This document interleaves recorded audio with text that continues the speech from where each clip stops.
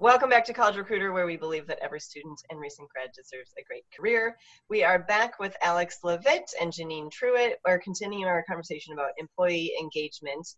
In part one, we talked a little bit about what engagement means and how to measure that. Why don't we continue with first, I want to ask you who should be accountable for employee engagement and why? I think it's both. I think it's the employee and the employer. I think particularly with entry-level employees, they come in with a very set expectations, and they are very high expectations. And so for that reason, I think in the very beginning of an entry-level employee's tenure, it does have to fall more on the employer, specifically the manager, to touch base with them very, very often, to set these immediate goals that are achievable and meaningful to that individual, keeping in mind that an entry-level employee who comes in doesn't want to do grunt work, doesn't want to pay their dues the way we used to when we were kids. They want to do meaningful work and make a contribution right away. And so we have to make sure that we are setting reasonable goals that allow them to do that, and also touching base with them very frequently. For this generation of young people, no news is bad news. If they don't hear from their manager a lot, then it means they're doing a bad job. And then I think as they get more integrated into the organization, it does fall more on them to make sure they're having the type of experience that is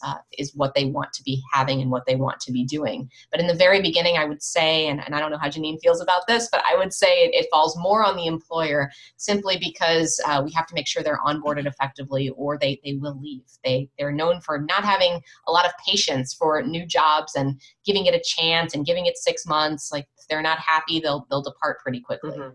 Okay. So I would agree. I think there's a few different levels at which there needs to be accountability. So for one, for sure at the C-suite, right? Because I've seen in organizations where, if the C-suite doesn't set the tone for the culture or for the ecosystem that they want to build there, then it doesn't get translated downward. And even when they do set that vision for that, many times it gets lost in translation when you start to talk about middle level managers and frontline supervisors. Mm-hmm. And they just go about their day assuming that it's cool, HR's got it, and it's a whole mess. So I think there has to be like some real connectivity from the top for sure. And then also just having that accountability at the mid and lower levels. But I also think it's on the employee a bit too. So, ultimately everybody is, I think, savvy enough, or more savvy than many of us were when we started our careers, in that they have choices. And I guess we always had choices, but we didn't realize we had them. It just wasn't part of the paradigm at the time, but it is now. And so, I think employees have a duty to speak up in a way, of course, that's respectful, assertive, not aggressive, and test the waters as to how willing the organization is to shift based on what it is that they're not liking. And if there is no shift, then you have some choices there too. Difficult ones maybe, but I think everybody should be evaluating regularly, how much does this fit anymore? So there's a return on investment. The company's investing in the employee, and then the employee's investing something like 2,080 hours per year if they're full-time, if not more, into that company. That's a ton of hours away from your family, your life, your hobbies, whatever. And so I think there has to be some shift where we put some onus on the employee. Like, if it doesn't work anymore, well, maybe it's time to move on. And I know companies like Netflix, there's not many others like Netflix, but they have things in place where it's like, hey, if it doesn't work for you anymore, we'll actually pay you to leave, rather than have you sit here and be disengaged and drag down the workforce. So I think there's several prongs to that. The nice thing about that strategy is that people who opt in, right? So they don't take the payout. When they opt in, it is a kind of a mental agreement. Okay, I'm staying because I want to. Yes. And then they internalize that and they engage themselves. Yeah. And on a related point, this is a little far afield off accountability, but it does have to do with what you were both saying. And that's, I really love this new notion. And it's particularly great for, I think, entry level or young professionals, of having a tour of duty. This is not a term that I invented. It was Reid Hoffman, who's the co-founder of LinkedIn. And he has a book called The Alliance. And he talks about the tour of duty as being a 1 to 3 year commitment between individual employee and individual manager, whereas both agree, like, these are the specific goals that you're going to work on to further your career and further the organization. And it is an understanding that you are going to be accountable during that time. But then once that project is done, or once that the goal is accomplished, you then have to choose again. Do you want to find another project within the organization, or do you want to leave? And it's completely open to the employee and what they feel like they've gotten out of the experience. And it's a new way of looking at things, but I think it's great for this younger generation that doesn't want to say, oh yeah, I'm just going to work here for however long I work here. And it could be 20 years. I mean, no one's working anywhere for 20 years. And what I love about the tour of duty concept is that it recognizes that. Mm-hmm. Yeah, and it accepts it. Yeah. That the tenure for especially those entry level, the younger generation, is not going to be 15 years. Right. Mm-hmm. Let's talk about how an engagement plan has to do with inclusion. So if an employer has a diversity and inclusion plan, I would say put the two together. They are almost one and the same. So put your inclusion plan right on top of your employee engagement plan. Can you speak to that? Well, and what's interesting about these younger professionals is they think, and Janine, I don't know what your experience has been with this, but when I go into organizations and I consult, I find that younger professionals think diversity and inclusion plans per se are strange. It's like, why isn't inclusion like a regular part of what everybody's doing? Why do you have to have a plan to include people? Like they things like employee affinity groups. I mean, those, I think people like to be in them and they're helpful, but I think younger professionals tend to find this weird. It's like, for them, inclusion should be a given. Like, you walk into the lobby of an organization and you see all different types of people and all different, from all different walks of life and that have different experiences. So much so that they're actually focusing on what we call, cognitive inclusion, which is not only should you, of course, be allowed to go into an organization and see many people of different colors and ethnicities and backgrounds, but you should be able to come to an organization, even if you're an entry level, and express a perspective or an opinion that might be very different from what the majority of the people in the organization are expressing. And so when you look at ways that people are engaged, if they don't feel like they can do that, particularly this younger generation, then they're not going to be engaged. If they don't feel like their perspectives and their opinions are valued, then they're not going to naturally be satisfied and happy within an organization. And unfortunately, sometimes this is something we have to teach our older managers, especially baby boomers who are used to having young professionals basically keep their mouths shut until they're in a position of authority, or to toe the line and say what's expected and adhere to company culture. We talk about cultural fit. Well, for a lot of young professionals, cultural fit is the antithesis of this. Why should I have to come in and fit your culture? Why can't I be myself? So Janine, I don't know what your thoughts are on this. I know that was kind of... So I love that you went that way, because when I was thinking about this question, I have kind of evolved in my own thinking, having worked in the D&I spaces, that, there's something problematic about D&I, in that it's basically a Band-Aid for larger systemic issues going on in society that are now spilling into every orifice, of life, so to speak. And so I understand when millennials find it just as problematic, because ultimately, if you wish good, or if your goal is to be profitable and be the best in your industry, then certainly you want anybody, whomever they may be, to come into your organization and help you achieve that goal. You're not going to spend a lot of time figuring, I've hired, this many Blacks, this many women, this many differently abled. Oh, I've done that. I'm good now. Now let me go back to hiring whomever I hire from the country club or my friend's school, right?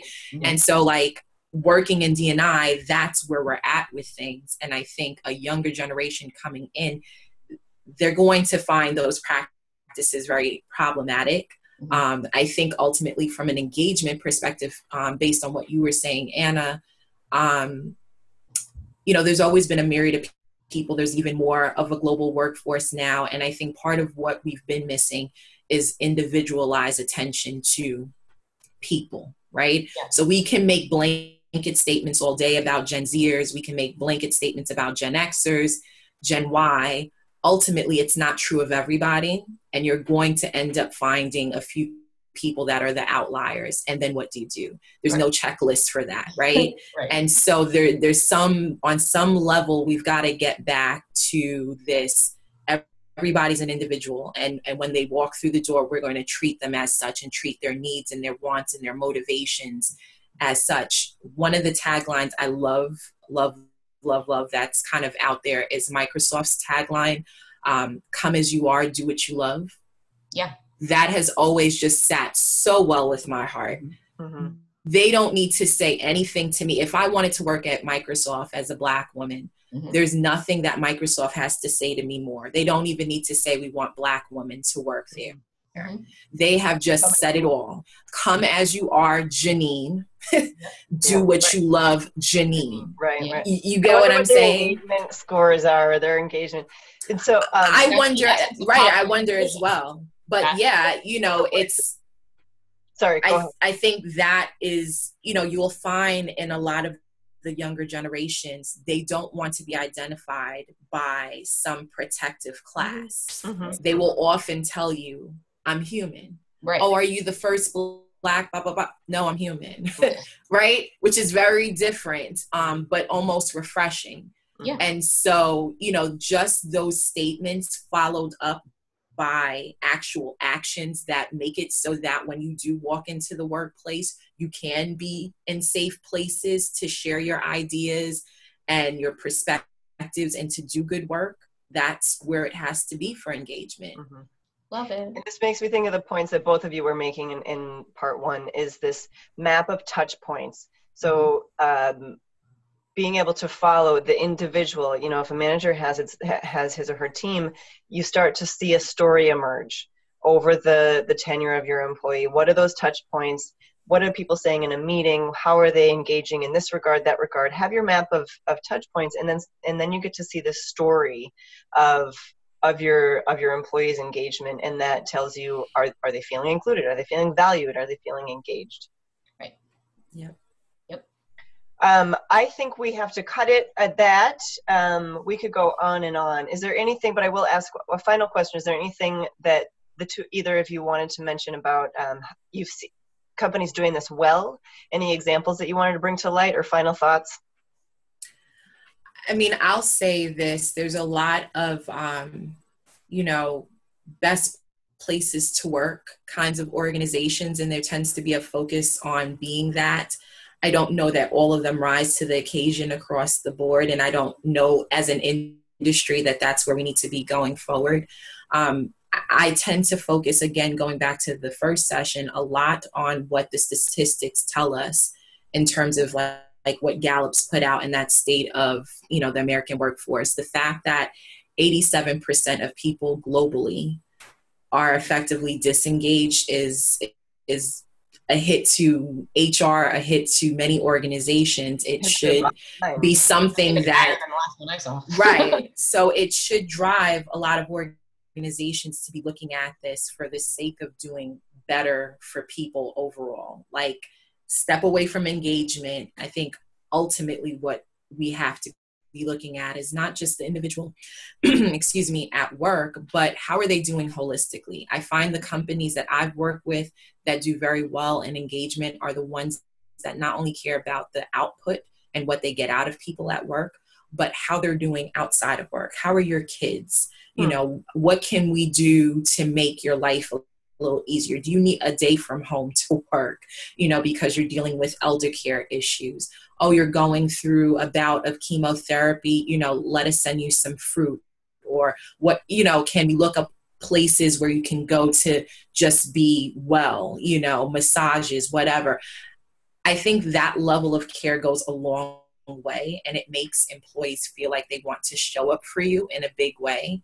Organizations that do not look at the holistic output of the person I think they're doing themselves a disservice by doing that. And ultimately, these people just feel like, I'm here to serve you and collect a check, and you don't really care how I'm doing. Mm-hmm. Especially now when there's so many heavy things going on in the world, I think a lot of employers would do well to really be having some, heart to hearts with their employees and letting them know, like, we're here for you, because you just don't know what people carry with them when they come to work.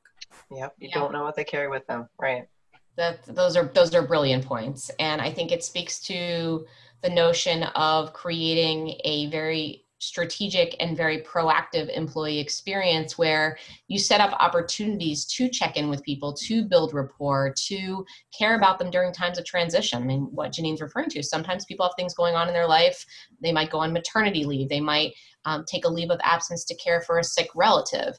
And are you just letting their entire experience with the organization lapse during that time? Or are you taking very specific measures to check in with them, to show that you care? That stuff has to be planned. It doesn't just, sometimes with an individual manager, it might happen spontaneously with a team, but this has to be emphasized from the C-suite on down that this is part of having employees that are engaged and also willing to stay. I think it's one thing that my research with the Career Advisory Board, which is the organization that's affiliated with College Recruiter, one thing that we have found recently is that it's a myth that people don't want to stay with organizations, that they want to jump around from place to place to place. If they are satisfied and they feel cared about by an organization, they want to stay there. Human beings like reliability, they like stability. So if a company cares, they're going to want to stay there. And the way that you show them you care is through these touch points during periods of transition.